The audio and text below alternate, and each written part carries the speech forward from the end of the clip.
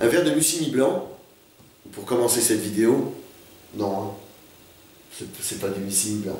Non, on est en train de se boire, parce que c'est l'heure de l'apéro, on est en train de se boire un Pouilly-Fuissé du domaine Thibert, voilà. De l'excellent domaine Thibert. Salut Sandrine, salut à toi, qu'on déguste parce que c'est l'heure de l'apéro et que le Musigny blanc, avec ses 1600 bouteilles par an, on ne peut pas nous le permettre. Hein. Franchement, on ne peut pas. Alors, d'habitude, je vous parle de vin, je vous parle de vigneron. Aujourd'hui, je vais me mettre dans une case intellectuelle, je vais parler de livres. En fait, il ne faut pas être très intellectuel pour le lire. Il s'appelle De Chambol en Musigny et il est écrit par André Lano. Et il est là, ça tombe bien hein, pour en parler. Alors André, comment ça va? Très bien. Je pourrais peut-être même rajouter qu'il y a quand même des superbes photographies de Michel Faget qui... J'allais y arriver en les montrant, mais c'est vrai que c'est un bouquin que vous avez un peu... Enfin, en tout cas, le projet de mémoire a germé un peu dans la tête de tous les deux.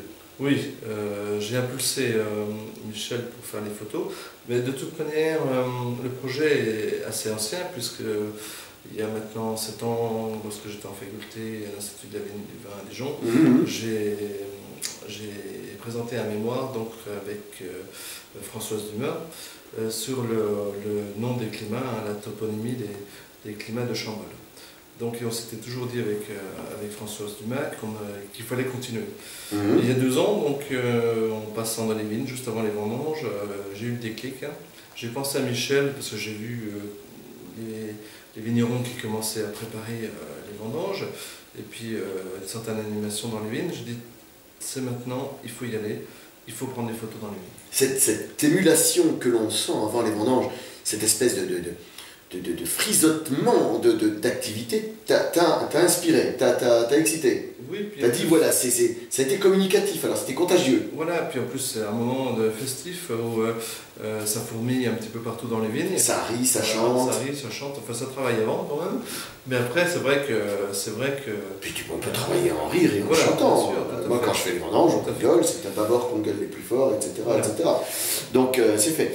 Alors, c'est comme ça que ça a germé, donc déjà ce premier travail. Ensuite, j'ai envie de dire, cette émulation qui a été contagieuse, tu as dit c'est maintenant qu'il faut y aller. Avec ton ami Michel, qui est photographe, te dit on y va, tu t'occupes des images, je m'occupe du texte. Voilà. Et là, j'ai envie de dire, bon, tu écris ce livre, c'est très bien, qu'est-ce que De Chambol en Musigny va apporter de plus par rapport au livre déjà existant? Alors hier, tu m'as dit rien. Et bien sûr, je ne suis pas d'accord avec toi. Donc, il faut déjà constater que tu as rectifié très fortement la carte existante. Oui, tu as revu entièrement le cadastre, ça a été un boulot. Tu t'es penché sur la carte, tu as regardé le cadastre, tu t'es dit, bon, revenons au cadastre que l'on voit pour du vrai. Et j'ai envie de dire, mes amis, que dans ce bouquin, la carte de Chambol est la vraie carte de Chambol selon le cadastre existant. J'espère maintenant. Mais c'est vrai que par rapport à ce que ça peut amener par rapport aux anciens livres, donc que ce soit le livre de Canard, dont je me suis inspiré dans le bouquin, puisqu'il avait fait une superbe détail et description de l'église, et donc il y a eu 2-3 travaux effectués depuis, mais c'est vrai que la base était déjà faite. Par rapport au livre aussi de Jean-François Vezin, bon, c'est un livre déjà d'actualité, hein, qui représente donc les 16 vignerons, parce qu'en fait... Ah oui, bah tiens, parlons-en, donc on les tape au hasard, donc l'excellent Christian Amiot Cervelle. Oui, voilà, c'est le premier par ordre alphabétique. Bah oui, bon, je tape un peu au hasard, il y a le château de Chambol avec Munier, Christophe Roumier, l'excellent Christophe Roumier. Ce sont tous là. Henri Feltig, l'un des piliers du tas de vinage quand je vais déguster là-bas, enfin on les tape un peu au hasard. Voilà, Anne-Hervé Sigaud, autre excellent vigneron. Enfin, voilà. Ils sont venus, ils sont tous là. Dès qu'ils ont entendu le cri, d'aller écrire un livre. Non, mais c'est vrai que de ce côté-là, je peux déjà les remercier de m'avoir prêté, entre guillemets, 2-3 heures de leur agenda assez chargé. Mais c'est vrai qu'on a... le but, c'était quand même de présenter l'histoire du domaine, hein, parce qu'il n'y a pas grand-chose décrit sur ces vignerons, l'histoire, et puis il y a l'historique du domaine. Voilà, l'historique du domaine, ensuite donc, les parcelles qu'ils possèdent. Voilà, et surtout ce qui est intéressant, c'est leur perception de leur parcelle.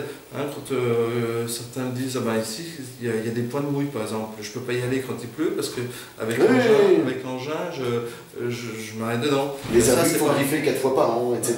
Mais pas uniquement dans les plus petites, je dirais, les petits climats. Hein. Non, je vois même les cras ou les bonnes mains et des endroits, bon voilà.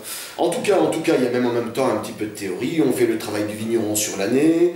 On fait la distinction, je veux dire, la dénomination de chacune des parcelles avec notamment l'origine de leur nom. On reprend toute la liste, on a refait toute la carte, c'était quand même un sacré boulot. Quelques jolies photos, effectivement. Tu parles aussi des quelques commerces qu'il y a autour dans Chambolle, mais on se focalise bien sûr sur Chambolle, les vignerons, les commerces, et on reste dans cette commune-là. Et le but, je dirais, c'est pour les personnes qui ne connaissent pas Chambolle, c'est ne pas rester axé uniquement sur les domaines de Chambolle, mais de pouvoir justement se promener dans le village et d'avoir des choses, des éléments à ne pas rater, hein, parce qu'il y a quand même de belles maisons bourgeoises, il y a des statues, effectivement. Et puis il y a des alentours aussi. L'historique du village est aussi repris à l'intérieur. Bref, tu as quand même fait un travail complet avec Michel, en plus sa préface est Jackie Rigaud. Voilà, je vous le remontre. Hein. De Chambolle en Musigny, tu as fait un très bon boulot, André, je t'en remercie. En tout cas, Chambolle, c'est certainement le plus beau terroir. Enfin, il enfante en tout cas des vins absolument magnifiques, et moi, Chambolle, j'en suis absolument fan. Il y a une chose aussi qui est toujours à signaler, c'est quand je me balade à Chambolle avec des amis, on va face à l'église, devant cette statue blanche, toute maigre, qui représente un Jésus qui est assis. Et en fait, la statue, la pierre est toute oxydée, donc le Jésus est avec des jambes toutes maigres. Et quand les gens sont un peu mal foutus dans le coin, on dit « Toi, t'es fait comme le bon Dieu de Chambolle ». C'est une anecdote que je tiens de l'excellent Jean-François Bazin, dont tu t'inspires aussi. Quand je dis excellent, cet homme est aussi d'une immense culture. Voilà. Et Chambolle est effectivement un endroit où on peut facilement se perdre dans la vigne. Ce qui est sûr, c'est que, contrairement à Gevrey, où je veux dire, les vignes sont ouvertes telles les Champs-Élysées, Chambolle, il faut un peu musarder dans les petites ruelles pour arriver sur les parcelles. C'est justement ce qui en fait le bucolique et j'ai envie de dire le côté un petit peu, j'ai envie de dire, cocon de ce village, le côté cocooning comme ça. Le livre justement permet de pouvoir se promener, de pouvoir ne pas passer à côté de superbes lieux-dits. Voilà. C'est à la fois didacticiel et à la fois... gentiment pédagogique, et puis en même temps, c'est aussi un bouquin de loisirs, c'est tout sauf un guide touristique. Non, c'est pas cet esprit. Voilà, c'est plutôt, on est vraiment dans l'esprit à la fois pédagogique, on apprend des choses, mais aussi, moi je ne vous cache pas que je vais le lire, et puis je suis persuadé que je vais encore apprendre plein de choses. C'est vrai qu'on a tout à apprendre en tout cas. Il y a une chose qu'il faut savoir, c'est qu'il y a ton canon qui réchauffe. Comme tu n'as pas encore levé ton verre, c'est peut-être le moment de le faire.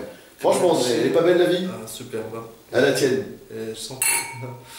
À tout bientôt mes amis, et n'oubliez pas,